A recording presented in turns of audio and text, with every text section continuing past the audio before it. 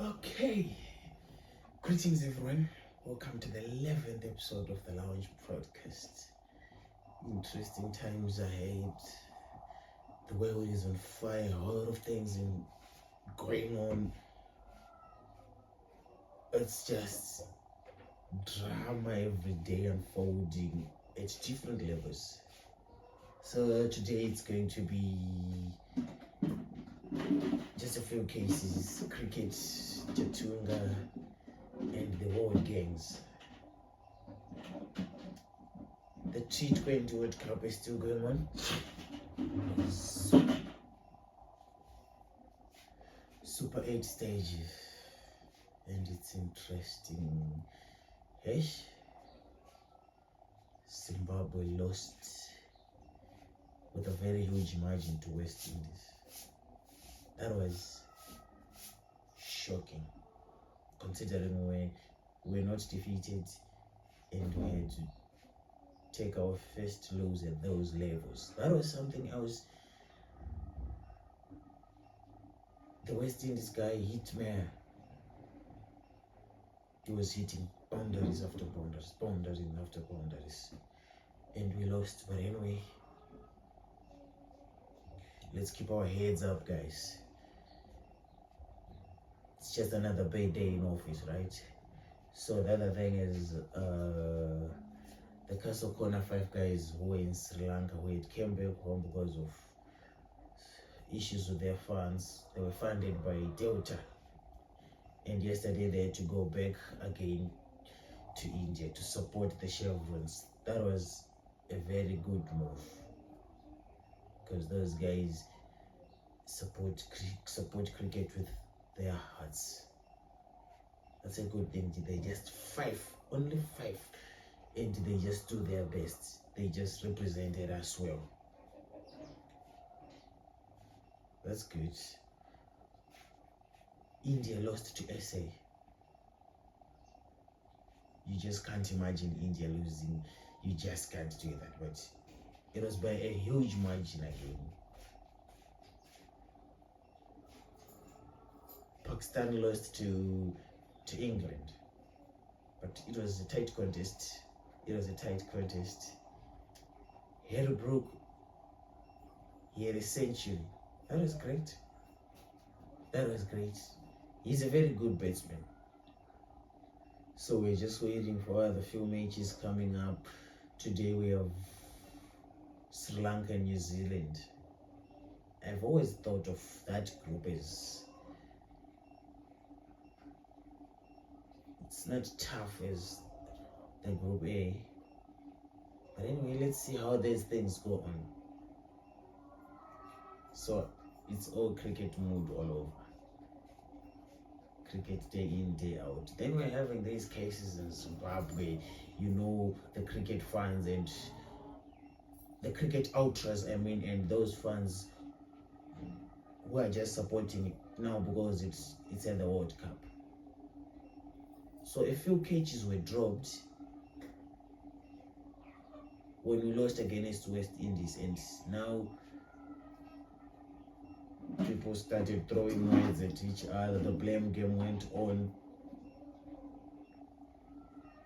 and it always comes to this part. And I don't know how it's going to be addressed. It always comes to this part, the ratio part. So here's the thing. Some cricket guys believe the white players are good more than the black players, right? So now if a black player makes a mistake, they then say you are there not based on merit, but based on who you know. And this issue needs to be addressed, because when it comes to cricket, when it comes to any sport, it should not be based on who you know. It should be based on merit. Whether you are whatever color you are, you must be there based on merit, because we need you to perform at these levels. So we don't need to be using the racial card always. No, that's not a good thing. let's use the fact that are you there based on merit? If you're a wicket keeper, are you the best wicket keeper in Zimbabwe to go and represent Zimbabwe at that level? That's only the best thing we can do. We cannot be selecting players based on who they know, which academy they come from, and whatever. Because at the end of the day, we end up losing because of selection mistake. It's a very big issue in the cricket circles these days because of what happened against West Indies. It was a loss. It exposed us. But we need to sit down and have an honest conversation. If player so and so is going to the World Cup, is he the best in that position in the country? If his figures prove that is the best, let the person go. And whatever mistake they make, is the best person we have that can be good. Not knowing if we're dropping players and we send the third best, the fifth best in that position, and they end up messing up. That's not a good thing. So we have this case of Chatunga.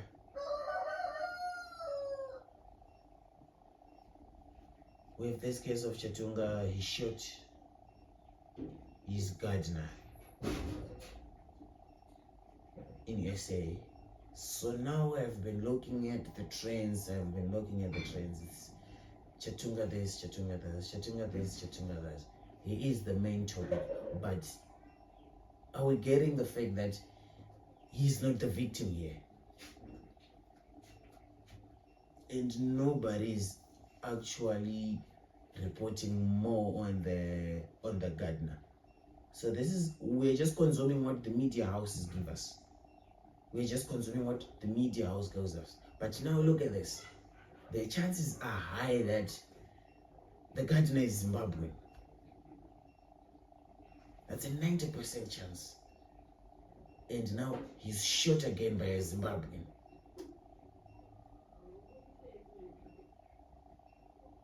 Good. You right now, do you know that there are chances that the person shot can be your relative? And we are not getting information on their names, where they were shot, how critical it is. There is no information on that. It's just covering Chatunga just because he's rich, he's famous, his father was influential, and we are directing attention where it's not needed. Is that the best for us? Is that what we want for everyone?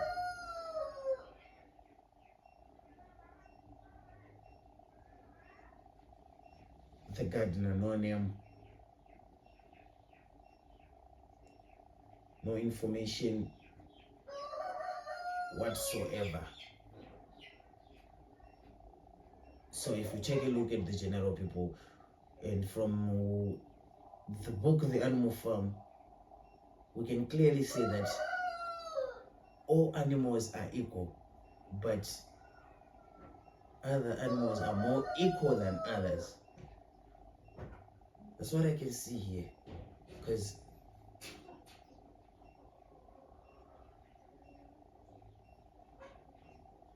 there is no information on the victim. There is no much information on the gardener. The gardener was shot. That's the information. The gardener does not know who shot him. It's okay. No name, no information on the type of wound. Is it a lifetime injury or not? Sometimes you may think being poor is a crime, because look at all this. And the chances that they just choose Zimbabweans here, they're just not being given equal attention. Actually, the perpetrator is being given more attention. People are worried about Chatunga going to jail. Some are happy about it. The treatment is going to get in prison. That's their concern. Sidelining the actual victim here, the gardener who was shot. It's life. We just learn from these things. We just learn. This is whatever is going to happen to you. If your case is going to involve a rich person and you're not rich, but fair enough. Fair enough. These guys have been at it. They have so many cases. A few months ago here in Zimbabwe, he did it in Mazoe. He was arrested again in Baitbridge. Okay. And we gave him much of the attention in this case again.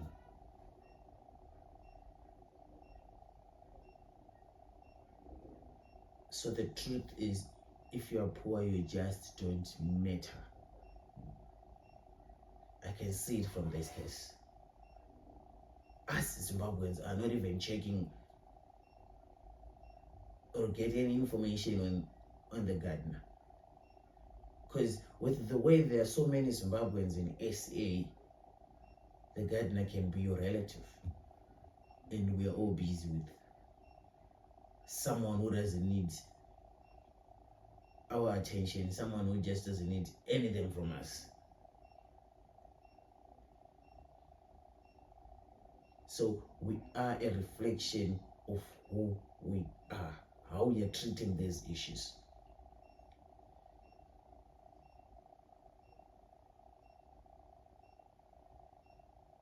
Obviously, his family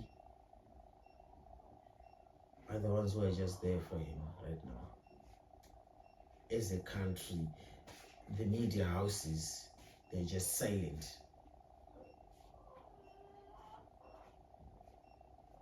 So to all the poor people, to all the ordinary guys, you just need to swallow it up and just know, if things go sideways for you, this is what is going to happen to you. Nobody gives a fuck.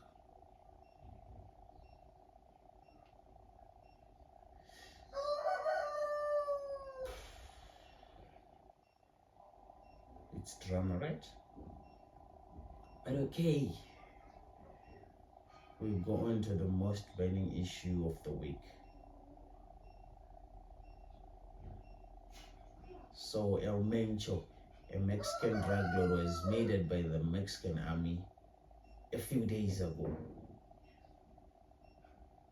And the members of his gang had to set Mexico on fire. 5 districts, they were set on fire: buses, fuel stations, buildings, in retaliation. So what do we learn about drugs? What do we learn about gangs? So here's what happens. Much of the production of cocaine is done in Colombia. That's where they plant the coca and they process it. But the market is the United States. United States is the market. Production is done in Colombia. So Mexico is only there as a route to the best market, which is the USA. They don't do much production. They don't farm the cocaine in Mexico. So now, here's what happens. If the drugs get into the USA, their value increases to $60 to $200 a gram. So we are saying a gram of cocaine is more valuable than gold.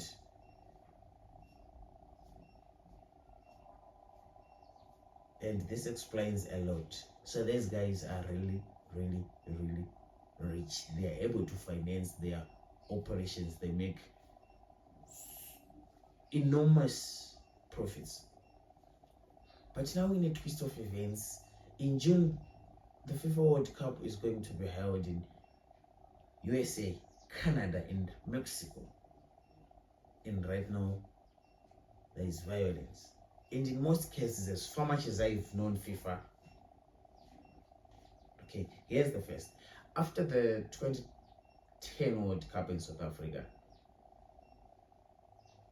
bribe cases had to come out showing the South African government bribed FIFA to host the World Cup. So if in this case, it's most likely the drug cartels actually paid again, probably through the government of Mexico, to host FIFA World Cup 2026. But there's violence at the same time, and FIFA cannot actually just withdraw. But if it was just another ordinary country, FIFA is just going to do something about it. So now we have to learn about games. We have so many of these in the world, and they are super rich. I mean, in some countries they run the economies, they run the governments. So now I have a list of these ones. In Mexico, we have the Sinaloa cartel. This is the most powerful. Then you have the Jalisco New Generation cartel. Japan, we have the Yakuza, and they have been there since forever, I can say. We have the Yakuza in Japan, MS-13, Mara Salvatrucha, the Triads in China, the Russian mafia, you have heard about this, the Italian mafia, the Sicilian mafia. So these guys, they are into drugs, money laundering, weapons, and human trafficking. And if you just take a look at the most profitable businesses in the world, they all follow within these categories. So now what these guys do is, from their profits, they get their people in government, and they influence government decisions in their favor. This is what happens. So whether you like it or not, criminals run the system, whichever country. So here in Africa, we don't have much, right? But we have these guys at our levels. We have in Nigeria the Black X. In Asia, we have the Cape Town gangs. Though we have the guys like the Boko Haram and other crews, but they are not that sophisticated compared to these ones. They are not. But what do we learn? To be honest,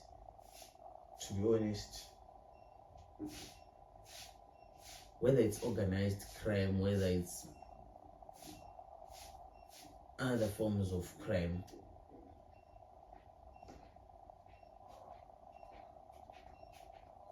criminals are rich more than the honest people. And it goes down to the love of money is the root of all evil. It boils down to that. Criminals do run this world.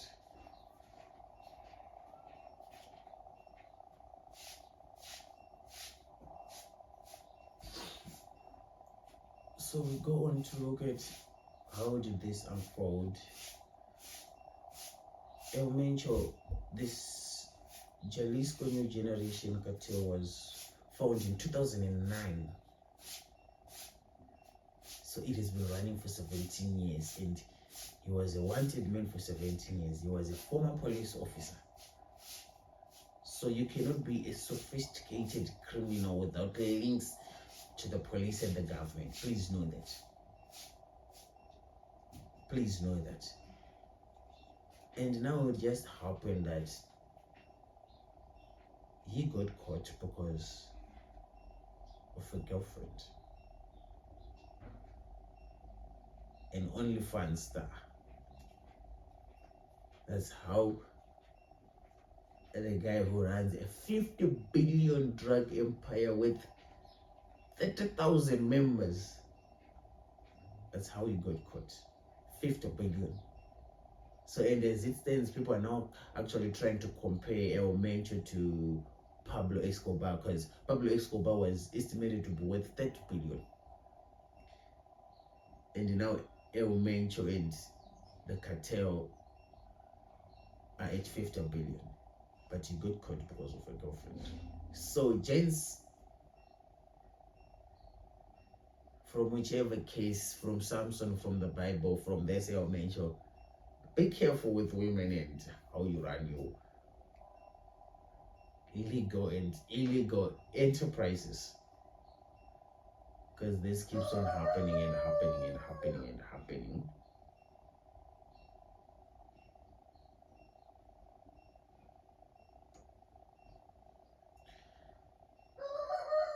But what is going to happen?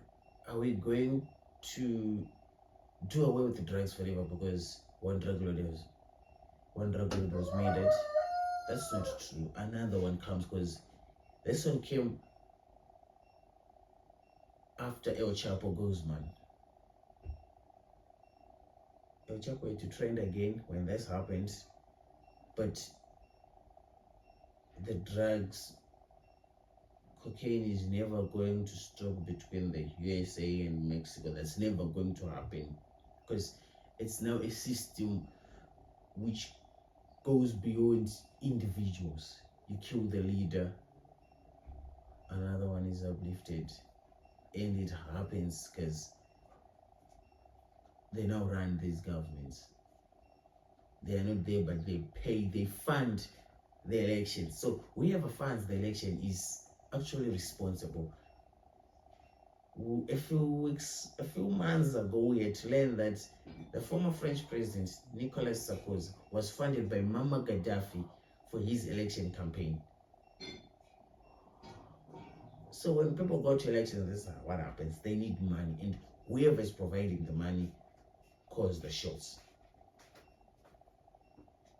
The drug cartels have the cash, and they call the shots wherever you go. That's why you see here we're just starting to have issues with drugs. Yeah, though they're low-level drugs, brown clear, they're not that expensive, $5, right? And we can't compare it to coke, which goes for 60 to $200, and actually depending on the grade.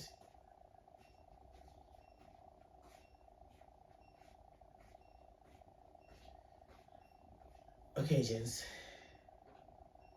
thank you so much for watching. Have a great day.